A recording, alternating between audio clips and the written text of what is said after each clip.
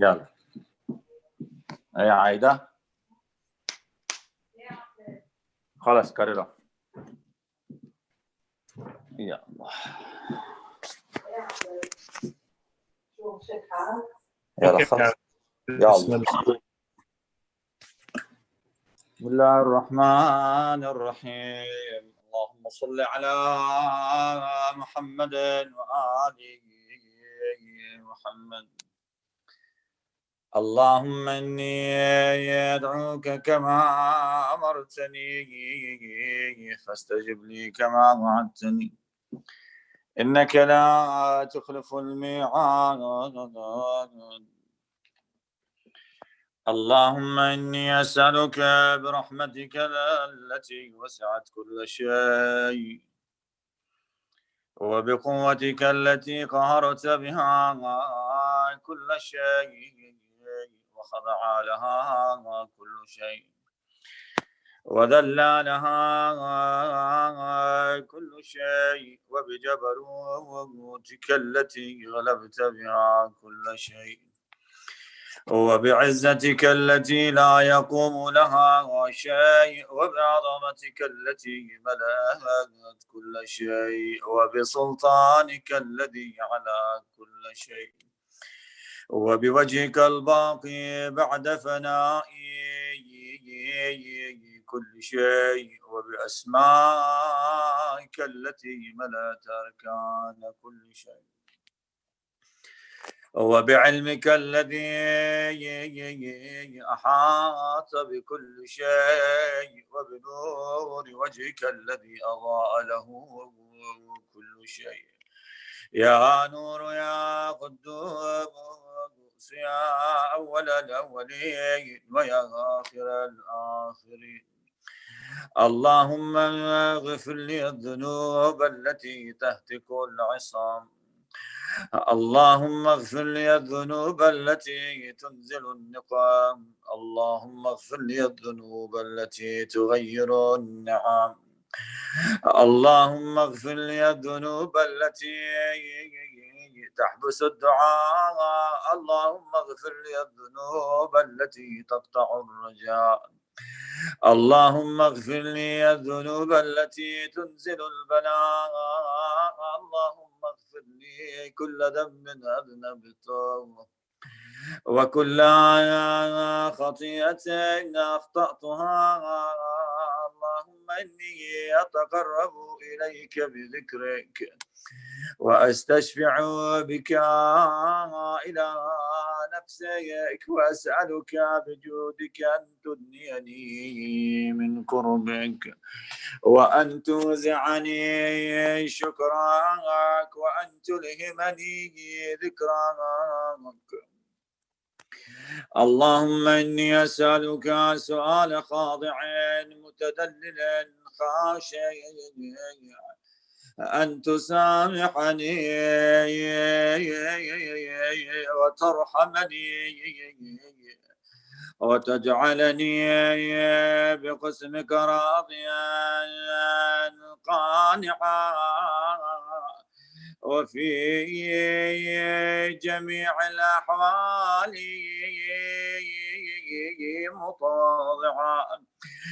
اللهم وأسألك سؤالك من اشتدت فاقته وأنزل بك عند الشدائد حاجته وعظم فيما عندك رغبته. اللهم عظم سلطانك وعلى مكانك وخفي مكروهك وظهر أمرك ولا وغلب قهرك وجرت قدرتك ولا يمكن الفرار من حكومتك. اللهم لا أجد لذنوبي غافرا ولا لقبائحي ساترا ولا لشيء من عملي القبيح بالحسن مبدلا غيرك.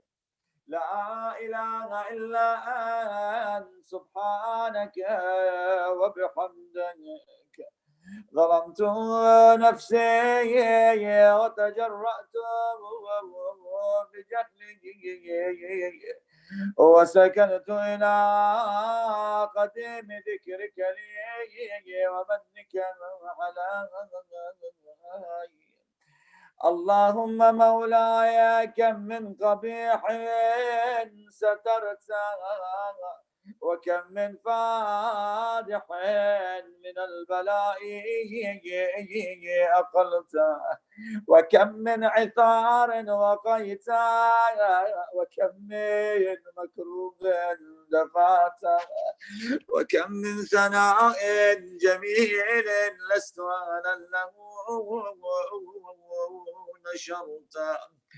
اللهم عظم بلائي وأفرت بسوء حالي وقصرت بي أعمالي وقعدت بي أغلالي وحبسني عن نفعي بعد أملي وخدعتني الدنيا بغرورها ونفسي بجنايتها ومطالي يا سيدي فأسألك بعزتك لا يحجب عنك دعائي سوء عملي وفعالي ولا تفضحني بخفي ما اطلعت عليه من سري ولا تعاجلني بالعقوبة على ما عملته في خلواتي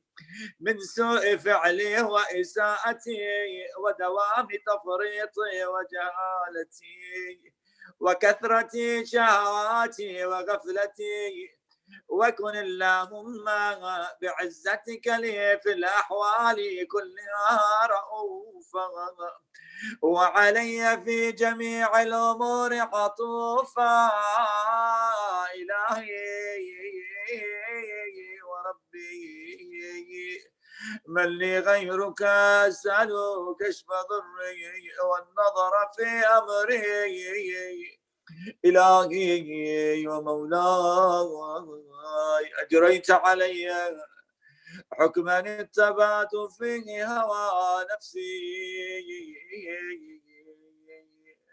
ولم أحترس فيه من تزيين عدوي فغرني بما هوى وأسعده على ذلك القضاء فتجاوزت بما جرى علي من ذلك بعض حدودك وخالفت بعض أوامرك فلك الحجة علي في جميع ذلك ولا حجة لي فيما جرى علي في قضاءك وألزمني حكمك وبلاغك وقد أتيتك يا إلهي بعد تقصيري وإسرافي على نفسي معتذرا نادما منكسرا مستقيلا مستغفرا منيبا مقرا مذعنا معترفا لا أجد مفرا مما كان مني ولا مفزعا أتوجه إليه في أمري غير قبولك عذري وإدخالك إياي في سعة من رحمتك. اللهم فاقبل عذري وارحم شدة ضري وفكني من شد وضاق يا رب ارحم ضعف بدني ورقة جلدي ودقة عظمي يا من بدأ خلقي وذكري وتربيتي وبري وتغذيتي هبني لابتداء كرمك والثالث برك بي يا إلهي وسيدي وربي تراك معذبي بنارك بعد توحيدك، وبعدما انطوى علي قلبي من معرفتك، ولهج بلساني من ذكرك، واعتقده ضميري من حبك، وبعد صدق اعترافي ودعائي خاضعا لربوبيتك، هيهات أنت أكره من أن تضيع من ربيت، أو تبعد من أدنيت، أو تشرد من آويت، أو تسلم إلى البلاء من كفيته ورحمته. وليت شعري يا سيدي وإلهي ومولاي أتسلط النار على وجوه خرت لعظمتك ساجدة، وعلى ألسن نطقت بتوحيدك الصادقة وبشكرك مادحة، وعلى قلوب اعترفت بإلهيتك محققة، وعلى ضمائر حوات من العلم بك حتى صارت خاشعة، وعلى جوارح سعت إلى أوطان تعبدك طائعة، وأشارت باستغفارك مذعنا ما هكذا الظن بك، ولا أخبرنا بفضلك عنك يا كريم يا ربي، وأنت تعلم ضعفي عن قليل من بلاء الدنيا وعقوباتها، وما يجري فيها من المكاري على أهلها، على أن ذلك بلاء ومكروه قليل المكث يسير البقاء قصير مدته، فكيف احتمالي لبلاء الآخرة وجليل وقوع المكاره فيها، وهو بلاء تطول مدته ويدوم مقامه، ولا يخفف عن أهله، لأنه لا يكون إلا عن غضبك وانتقامك وسخطك، وهذا ما لا تقوم له السماوات والأرض.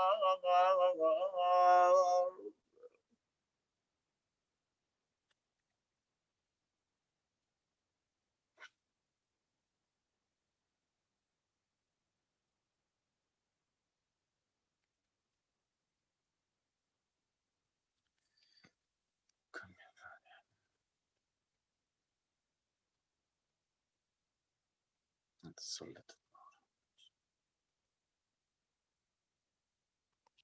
يا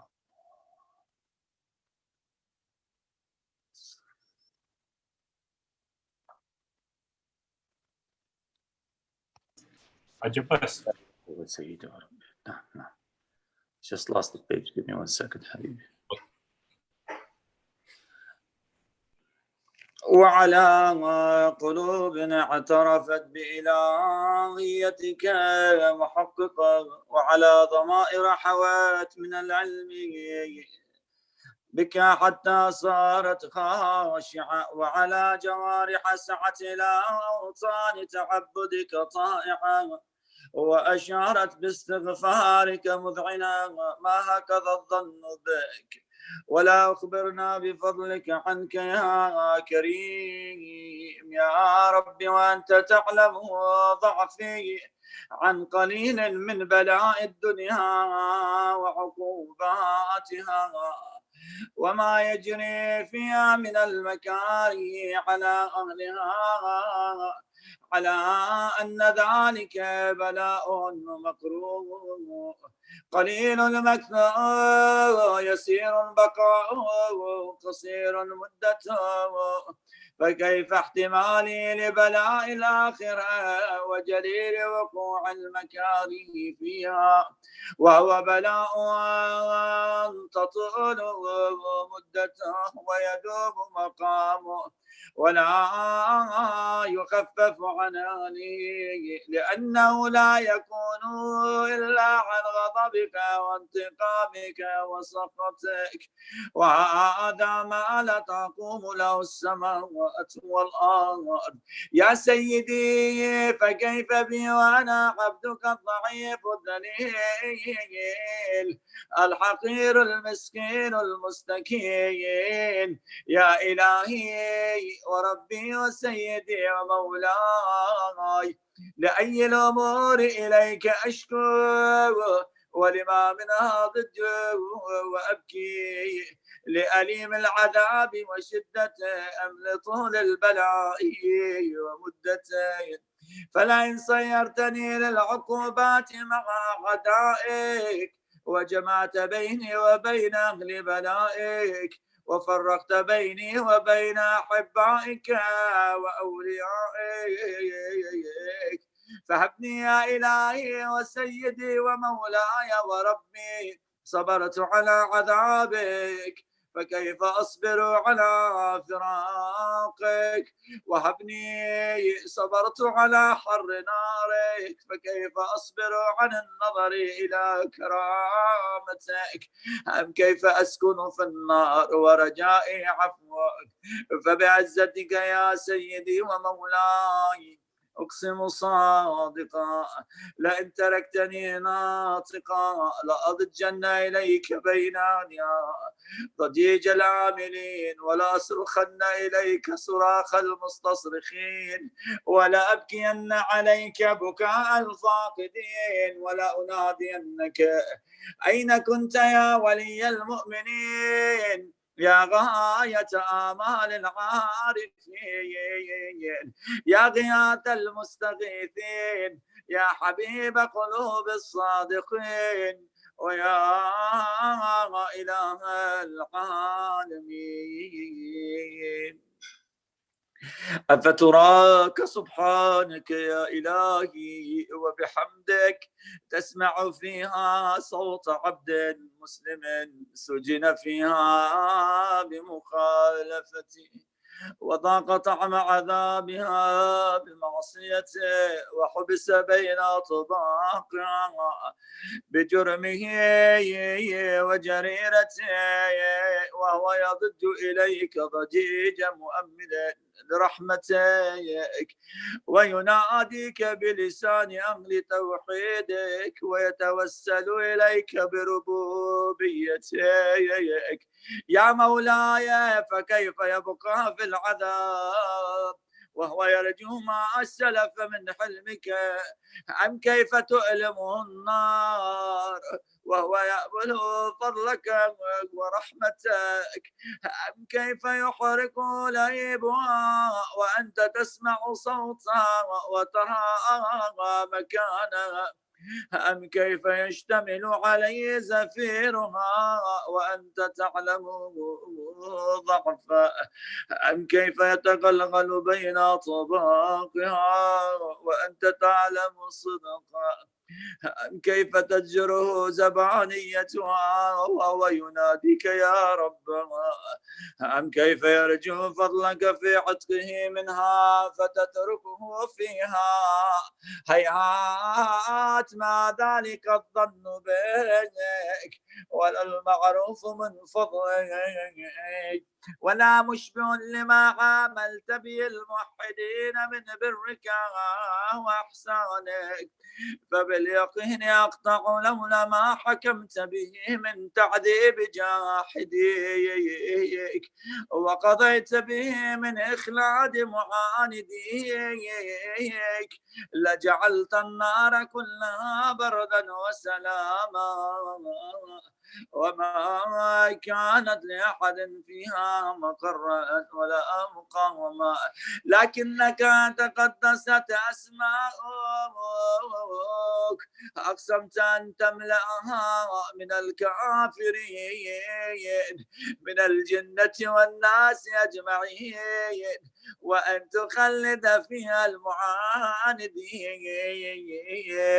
فأنت جل ثناؤك قلت مبتدئا وتطولت بالإنعام متكرما، أفمن كان مؤمنا كمن كان فاسقا لا يستوون.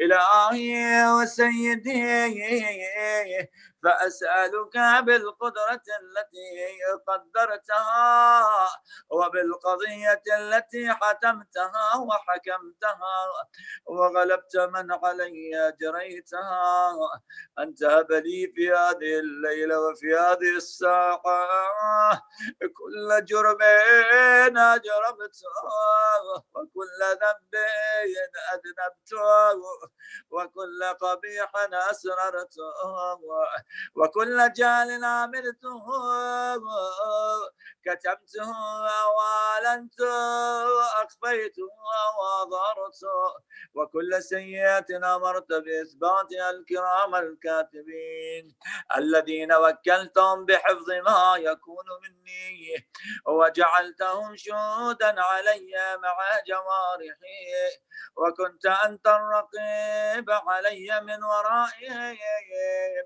والشاهد لما خفي عنهم وبرحمتك خفيت وبفضلك سترت وأن توفر حظي من كل خير أنزلت أو إحسان فضلت أو بر نشرت أو رزق بسطت أو ذنب تغفره أو خطأ تستره يا ربي يا ربي يا رب يا إلهي وسيدي ومولاي ومالك رقي يا من بيدي ناصيتي يا عليما بضري ومسكنتي يا خبيرا بفقري وفاقتي يا ربي يا ربي يا أسألك بحقك وقدسك وأعظم صفاتك وأسمائك أن تجعل أوقاتي من الليل والنهار بذكرك معمورة وبخدمتك موصولة وأعمالي عندك مقبولة حتى تكون آمالي وأورادي كلها وردا واحدا وحالي في خدمتك سرمدا يا سيدي يا من علي معولي يا من إليه شكوت أحوالي يا رب يا رب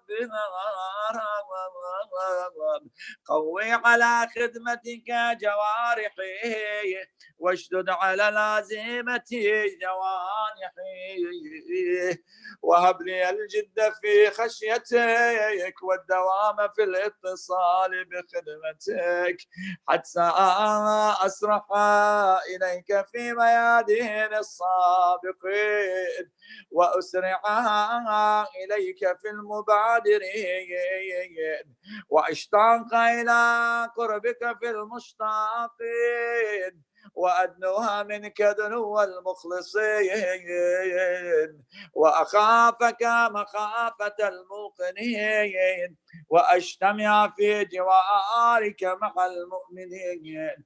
اللهم ومن أرادني بسوء فأرد، ومن كادني فكيد، واجعلني من أحسن عبيدك نصيبا عندك، وأقربهم منزلة منك، وأخصهم زلفة لديك، فإنه لا ينال ذلك إلا بفضلك. وجد لي بجودك، واعطف علي بمجدك، واحفظني برحمتك، واجعل لساني بذكرك لهجا، وقلبي بحبك متيما، ومن علي بحسن إجابتك،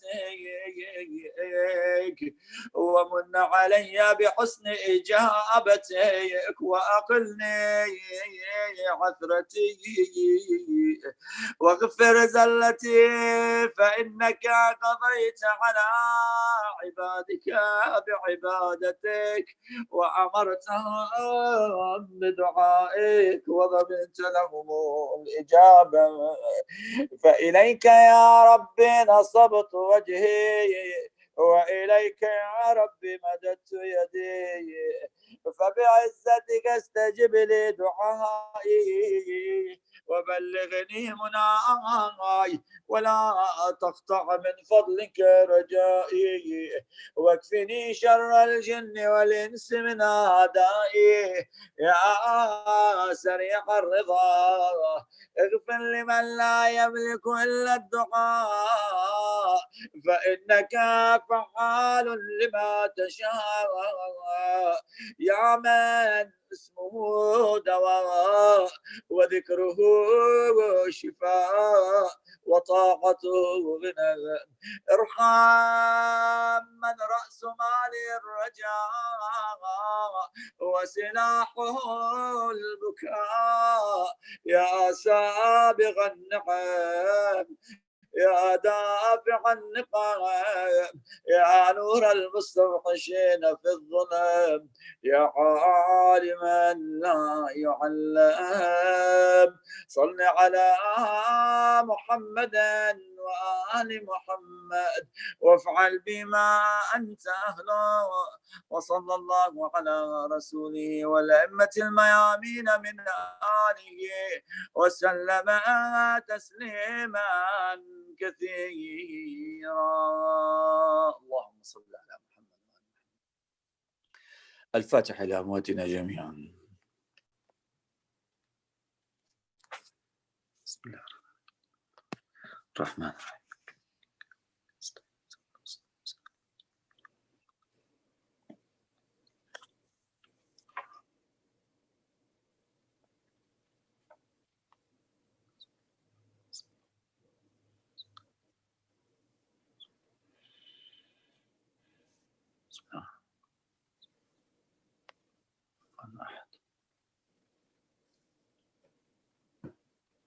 أحسنت. الله عليكم. أحسن. أحسنت.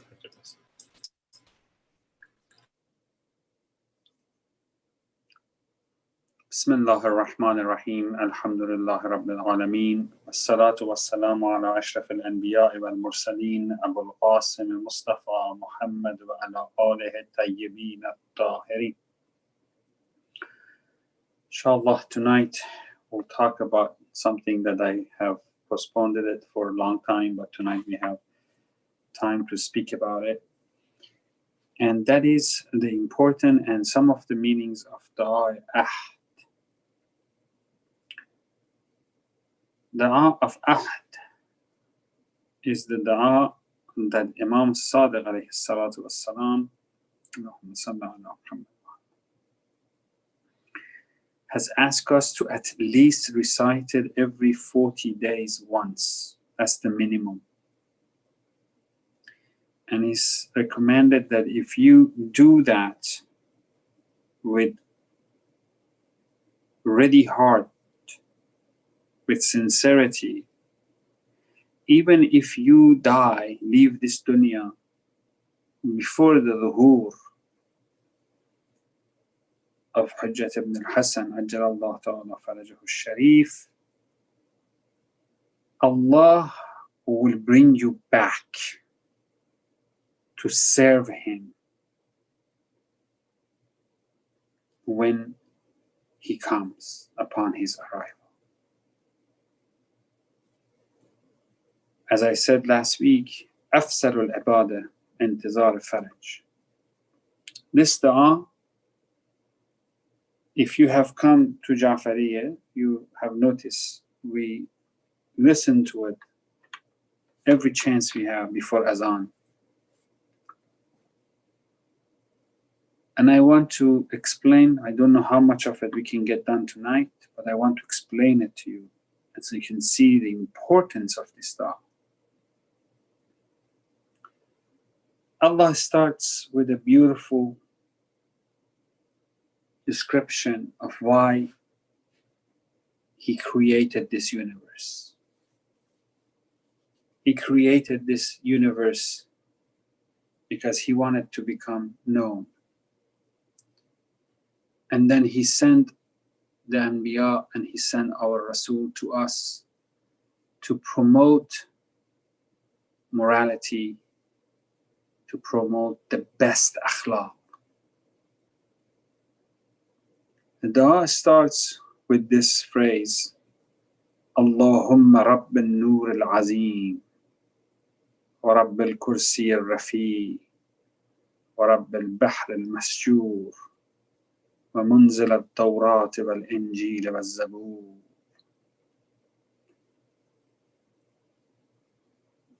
Some translators, they have translated Allahumma Rabb al-Nur al-Azim, that, O Allah, O Nur Azim. So they put back Nur Azim with Allah subhanahu wa ta'ala. But all of you have recited so many du'as. For example, you say, Rabb al-Samawati wal-Arz, Rabb al-Alameen. That Samawat wal-Arz are something separated from Allah. Alameen is separated from Allah. So Rabb Nur al-Azim, Rabb is separated from Nur al-Azim. So now we need to translate in a different way. Like for example, what if you say Rabb Muhammad wa Al Muhammad? So when you say Rabb Muhammad wa Al Muhammad, you are talking to God, but Rabb is Allah, Muhammad wa Al Muhammad is Rasul and his family. First, a key word here is Allahumma. Because I know from the Allahumma salli ala Muhammad wa ala Muhammad, Allahumma kun li waliyika faraj, Allahumma inni as'aluka. Most of our du'as starts with Allahumma. And we always often just translate it to, O God, O Ya Allah. I want to give you a deeper meaning of Allahumma. Allah and Humma. Allah, Humma. Allah is Allah, you don't need to translate. And then Humma means they. So if you combine it, you get the meaning of this. Allah and they. Some people, because they want to overlook this meaning, they just say Allahumma is one of the way to say Allah. Now, Allahumma is specifically used for when you want to reach out to Him. Allahumma is always when you start your car, the start of the car is that you want to go somewhere. Allahumma is the start of going to Allah subhanahu wa ta'ala. But like all the other du'as, فَادْعُونِي لِلَّهِ أَصْحَابُ الْأَسْمَاءِ الْحُسْنَى, Allah Himself says, Allah has many Husn's name. Call me with them. ابتغوا عليها بالوسيلة. We talked about this before. So Allahumma brings all of that together. Allahumma means that Allah, I want to come to you through those authorized names that you ask me to call you with. And then as soon as you say Allahumma, I know because you say it so many times without really meaning it, so you don't have that gravity, you don't feel the heaviness, you don't feel the magnitude of what you're saying. When you are saying Allahumma, you are lining up the entire Ahl al-Bayt to connect you to Allah subhanahu wa ta'ala. You are lining up all Asma al-Husna. And then whatever follows after Allahumma is that you are calling upon Allah subhanahu wa ta'ala through those adjectives, through those sifat that you line up after the word Allahumma. So when you say Allahumma Rabban Nur al-Azim, you line up your wasila toward Allah subhanahu wa ta'ala, and you want to start with Nur Azim. If you sit in a classroom of students who are at the same level with you, and this great teacher is teaching you, and all of a sudden another person enters the classroom, and this teacher says to the class, that person that just entered is my master, is the one that I learned everything from. So it is one thing that the students call someone master, but it is a whole different level if a master calls another person as my master. So when we say Allah is our creator, so the maximum level we can imagine about this creation is the complexity and the value of life of us as a human, or this universe, or this amazing oceans and mountains, all of that. This is our maximum imagination, that Allah is that who created all of this. But I want to share with you, what if we address Allah who created Muhammad, Ali, Fatima, Hassan, and Hussein?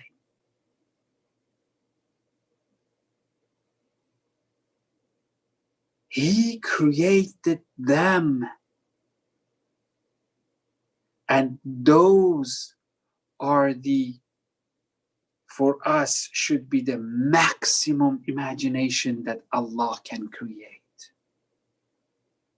If Allah can create Ali, then Allah can create everything. If Allah can create Muhammad, then Allah is able to create everything. Because these are great creations, His greatness then becomes more tangible and more understandable. If you see that Allah subhanahu wa ta'ala takes proud that Tabarakallah ahsan al-khaliqeen, He's taking proud in creating this Ahl al-Bayt. When Allah first time wanted to be known, He created this Nur al-Azim. And this Da'ai Ahd starts with lining up Allah who created that Nur al-Azim, Nur of our Prophet Rasulullah Muhammad ibn Abdullah, Allahumma salli ala Muhammad wa ala Muhammad. Allahumma Rabb al-Nur al-Azim. You are elevating yourself up when you start this dua. Allah, I want to come to you, but through your Nur al-Azim, Muhammad sallallahu alayhi wa alihi wa sallam. One day, in a classroom, a person came who was not a follower of Ahlul Bayt, and most of the students, they were not except one. So he told them, he challenged the student, he said, ask me whatever you want. One student who was from Ahlul Bayt stood up and he said, I have one question. So what is it? He said, can you tell me what Allah is doing right now? Right now. He said, Allah is looking after the universe. Allah is making sure that whoever is supposed to die dies, and whoever is supposed to be born is born. Allah is running the universe. He said, no, I just want to know right now, this moment, what is he doing? He said, nobody knows. He said, but I know, the student said.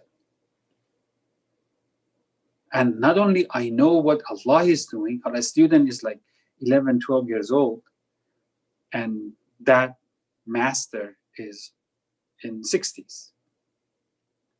Not only I know, the student said, I know what Allah is doing, but I also know what His malaika are all doing together. He said, how do you know? What is that? He said, Bismillahir Rahmanir Rahim. Inna Allah wa malaikatu yusalluna ala an-nabi ya ayyuhalladhina amanu sallu alayhi wa sallamu taslima. Allahumma salli ala Muhammad.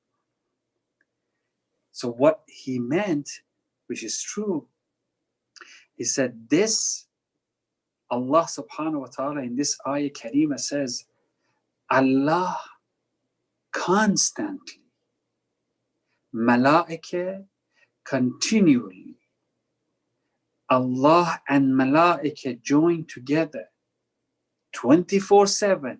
Yusalluna means mudari akhbariya. That means it's happening every time. It is present tense, present continuous tense. The verb here. Allah all the time, 24/7, with His malaika, are saying salawat to Muhammad. And O people who have iman, you also join in this glorious deed, and toward Muhammad say salam, and toward Muhammad give your submission. And behind this is a great meaning that requires another lecture.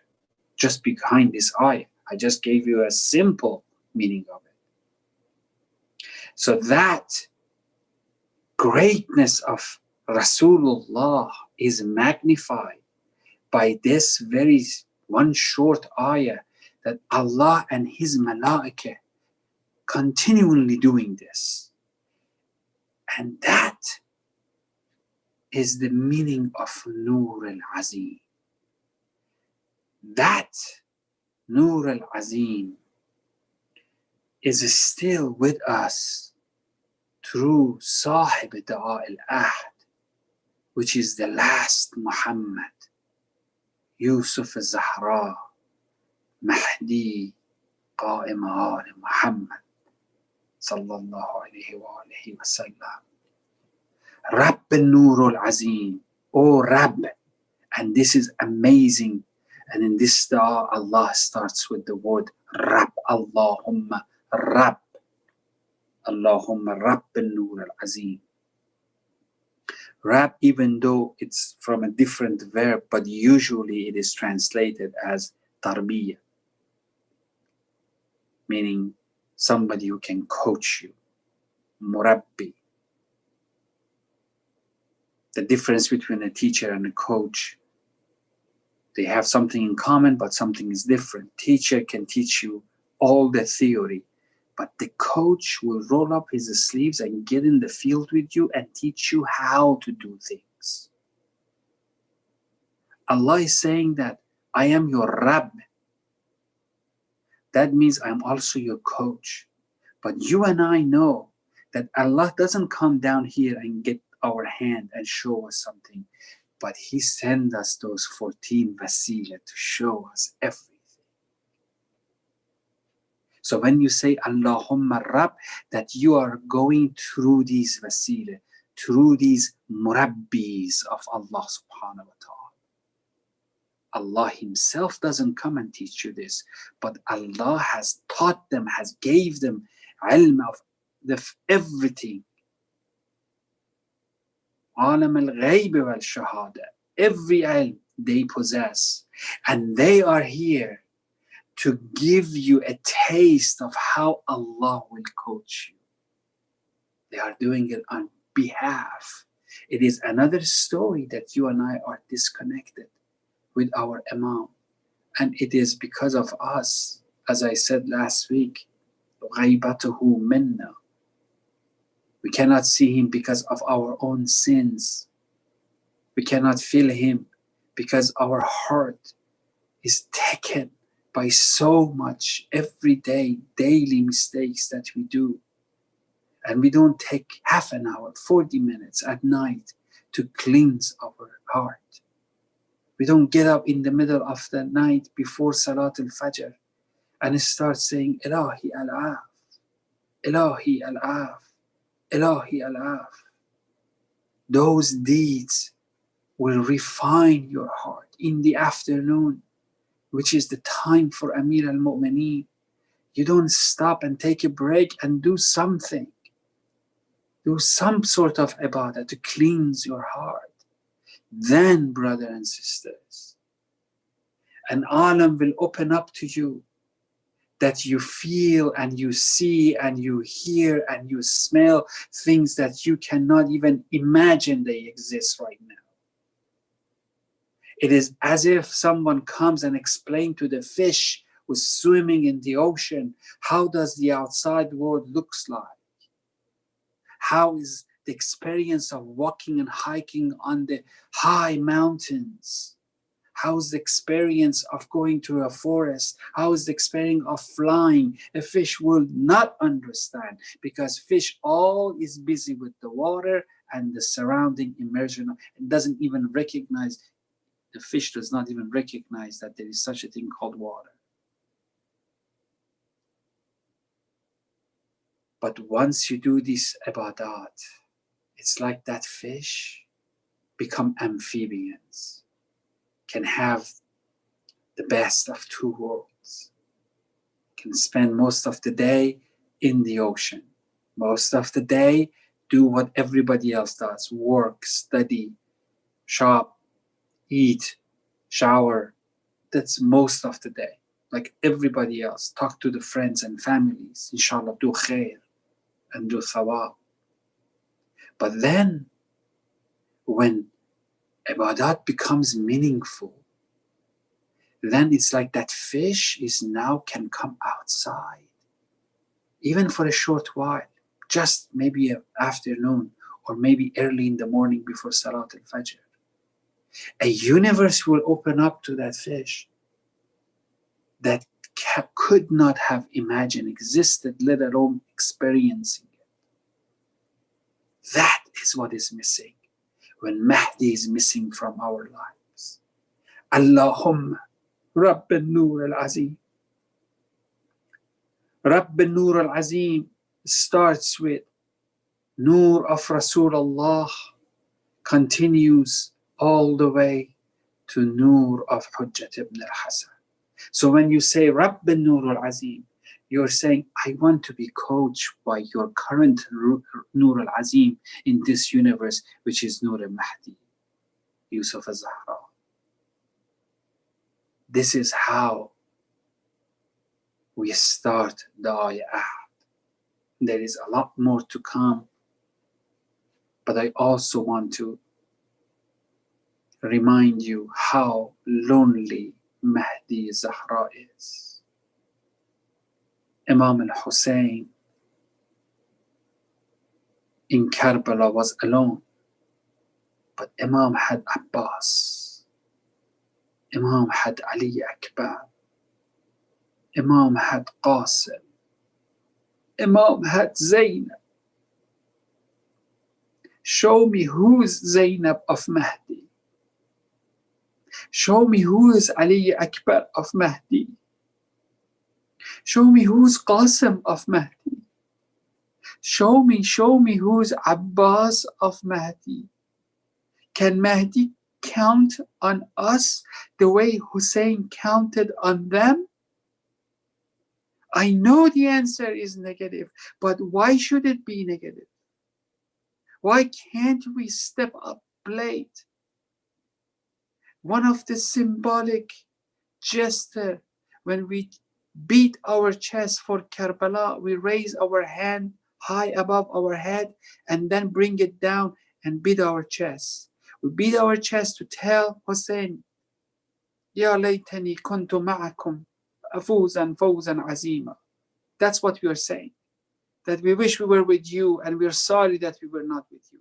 But when you're raising your hand, it's like when in the classroom the teacher takes the presence of the students who was absent, who was present. And every student who is present raises his hand, I'm here, I'm here, I'm here. When you raise your hand, you're telling Mahdi, I am present for you, Ya Mahdi. And I am sorry I was not there for your grandfather Hussein. Every movement of your hand up and down on your chest, that is the message behind it. Allahumma Rabb al-Nur al-Azim. Inshallah, in the following weeks, we'll pick up and we'll continue the next expression, Rabb al-Kursi al-Rafi. We talk about that part. You see, one simple dua, if we want to dive into it and understand it, just one word, it took us the entire sessions tonight. And there is a lot more, but because of time, inshallah, we'll continue another time. You know, all these protests that are going on, everything that's happening is because 8 minutes and 45 or 46 seconds, there was a video and the whole world witnessed the atrocity and brutal murder of this person. I wish the cameras were there to see what happened in Karbala. They were there. Malaika were filming. Every particles of air was filming what's happening. Remember, Vida Ali al-Akbar, one of the most tragic hours of Karbala, comes to his father. Ya Sayyidi, Ya Abata, Atu'zanani, Ya, O my father, O my Imam, O my leader, can you give me the permission to go? As soon as he says, do you give me the permission? Tears comes down from the Mubarak eyes of Hussein. And he puts himself together, composed himself, and told Ali Akbar, first go get the permissions from 3 people. Your brother, Imam Sajjad, Zainul Abidin, your aunt Zainab, and your mother Layla. Ali Akbar comes to the tent. Imam Zainul Abidin is sleeping. He comes and he kisses Imam's hand. And he moves forward and kisses Imam's chest. And then he kisses Imam's forehead. As he's kissing Imam Sajjad's forehead, Ali Akbar, tears comes down and touches the face, Mubarak face of Imam Zainul Abidin. Imam Zainul Abidin feels the warmth of Ali Akbar tears and opens his eyes momentarily. He says, "Oh brother, what has come to you that you are doing this to me? What is happening?" Ali Akbar looked at Imam Zain Abidin and said, "Ya akha, oh my brother, baqiya abuna, ghariban, mazluman, atshan. Our father is alone, mazloom and thirsty, and I have come to ask you your permission to go." Ali Akbar gets his permission, comes to Zainab. Zainab gives her permission, says, "Go ask your mother." He comes to his mother Layla and he says, "Ummah, oh mother, allow me to go." Sayyidah Layla does not say don't go. Sayyidah Layla says, "You know that I cannot live without you." That's all she says. Then Ali Akbar feels that she doesn't want him to go. Then he grabs his mother and says, "Ummah, how can you face my father, mother Zahra, when she will come and ask you and say that my son Hussein was alone and you did not let your son Ali Akbar to go?" Layla breaks in tears. He says, "I have no problem. Go, because I cannot face Zahra that way." Ali Akbar comes out. Hussein stops him. Hussein says to Ali Akbar, "I miss one thing since you were 7 years old that I have not done to you." He said, "What is that, Baba?" He said, "Since you are 7 years old, your aunt Zainab has wrapped your amama around your head. I want to have the last chance to do it myself." Ali Akbar is tall. Ali Akbar is so handsome. He kneels down in front of his father. He says, "Baba, do what you wish. Wrap the ammam around my head. I don't want to leave this dunya without you experiencing what you wish." Imam al-Hussein starts wrapping the ammam. As he turns his hand around Ali Akbar's head and wraps the ammam, he recites this ayah, "Inna lillah wa inna alayhi raji'un. La'natullah ala al-zalimin." Inshallah. Tawakkul ziyarah. Bismillah. Can you hear me, brothers? Can you hear me? I can hear. Bismillah ar-Rahman ar-Rahim. Allahumma salli ala Muhammad wa ali Muhammad. Assalamu alayka ya waritha Adam safwatil Allah. السلام عليك يا وارث نوح النبي الله. السلام عليك يا وارث إبراهيم خليل الله. السلام عليك يا وارث موسى كليم الله. السلام عليك يا وارث عيسى روح الله. السلام عليك يا وارث محمد حبيب الله. السلام عليك يا وارث علي أمير المؤمنين عليه السلام ولي الله. السلام عليك يا ابن محمد المصطفى. السلام عليك يا ابن علي المرتضى. السلام عليك يا ابن فاطمة الزهراء. السلام عليك يا ابن خديجة الكبرى. السلام عليك يا ثار الله وابن الثار والوتر الموتور. أشهد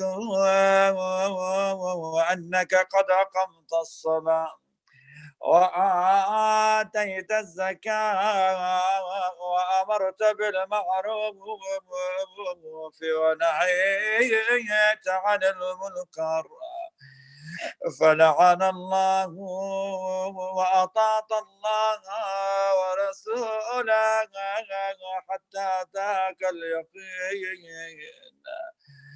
فلعن الله أمة قتلت، ولعن الله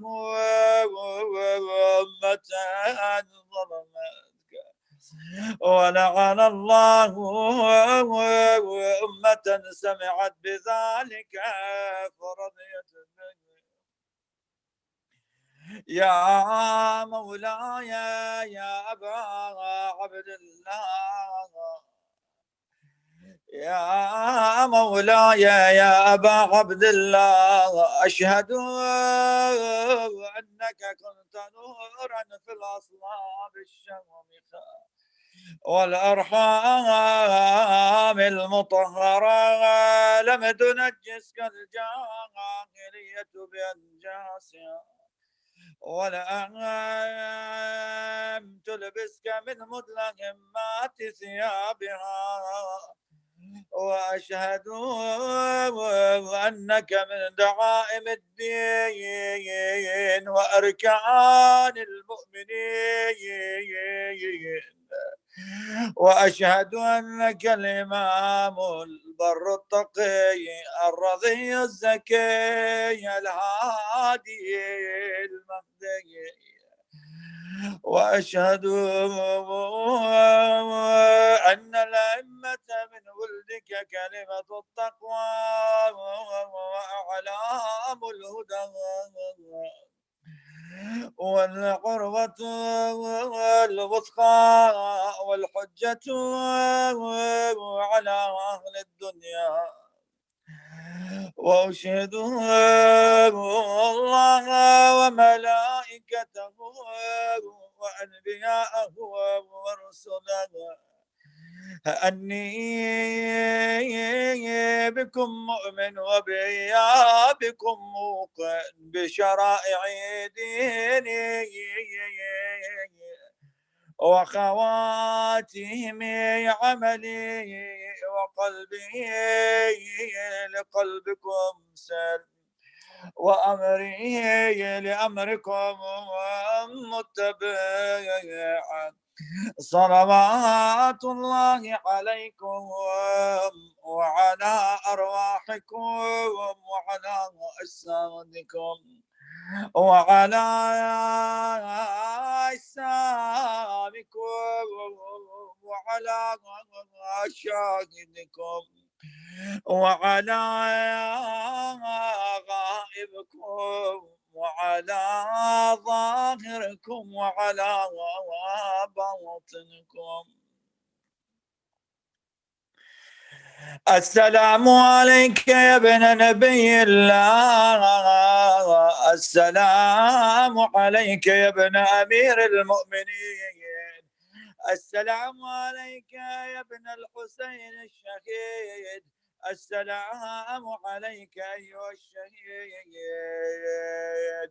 والسلام عليك أيها المظلوم وابن المظلوم. لعن الله أمة قتلت، ولعن الله أمة ظلمت، ولعن الله أمة سمعت بذلك فرضيت به. زيارة علي.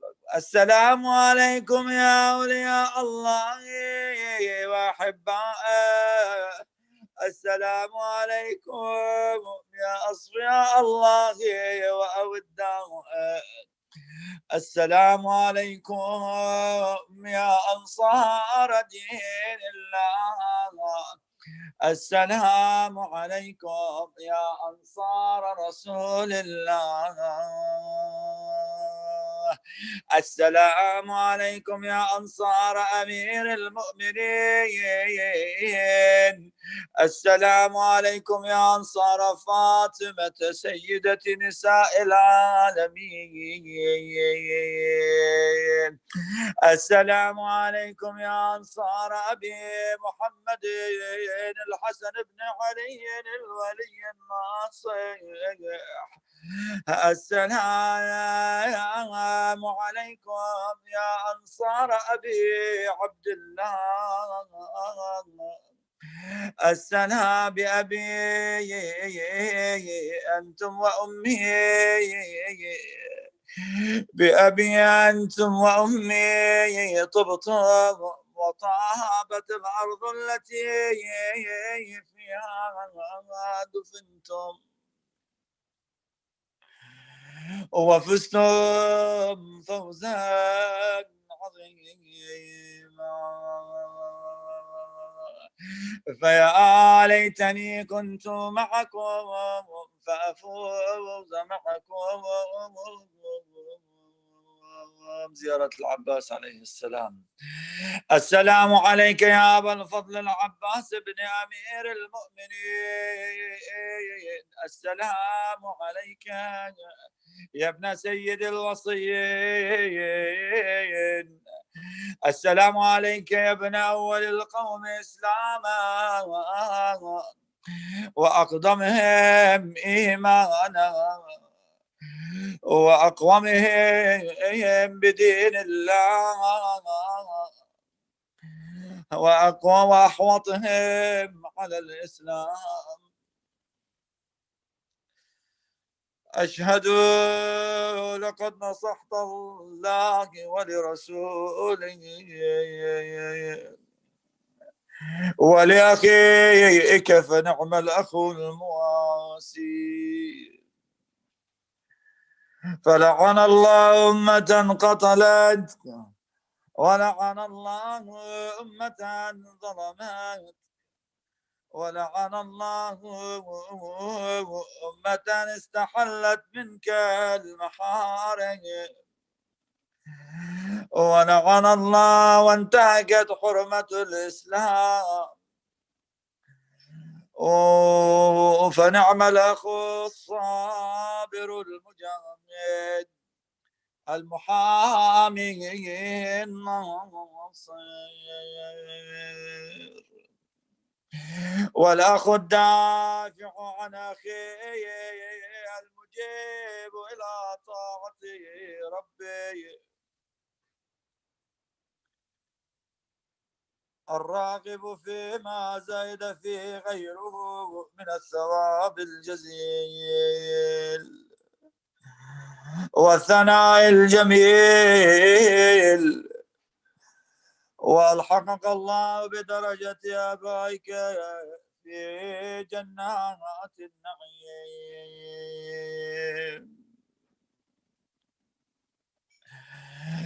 اللهم صل على محمد وآل محمد. اللهم كن لوليك الحجة بن الحسن صلواتك عليه وعلى الآباء في هذه الساعة وفي كل ساعة وليا وحافظا وقائدا وناصرا ودليلا وعينا حتى تسكنه أرضك طوعا وتمتعه فيها طويلا برحمتك يا أرحم الراحمين. بسم الله الرحمن الرحيم. أمن يجيب المضطر إذا دعاه ويكشف السوء، أما يجيب المضطر إذا دعاه ويكشف السوء، أما يجيب المضطر إذا دعاه ويكشف السوء أما يجيب المضطر إذا دعاه ويكشف السوء أما يجيب المضطر إذا دعاه ويكشف السوء. Let's recite Fatiha for our مرحومين ومن مات على الإيمان.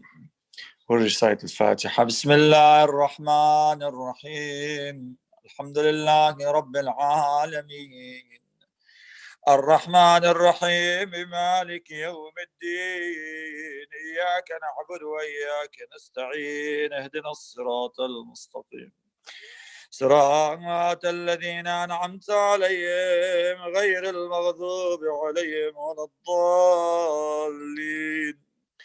بسم الله الرحمن الرحيم قل هو الله أحد الله الصمد لم يلد ولم يولد ولم يكن له كفوا أحد. بسم الله الرحمن الرحيم قل هو الله أحد الله الصمد لم يلد ولم يولد ولم يكن له كفوا أحد. بسم الله الرحمن الرحيم قل هو الله أحد الله الصمد لم يلد ولم يولد ولم يكن له كفوا أحد. اللهم صل على محمد. أجركم الله جميعا. أحسنت. أحسنت. عفوا.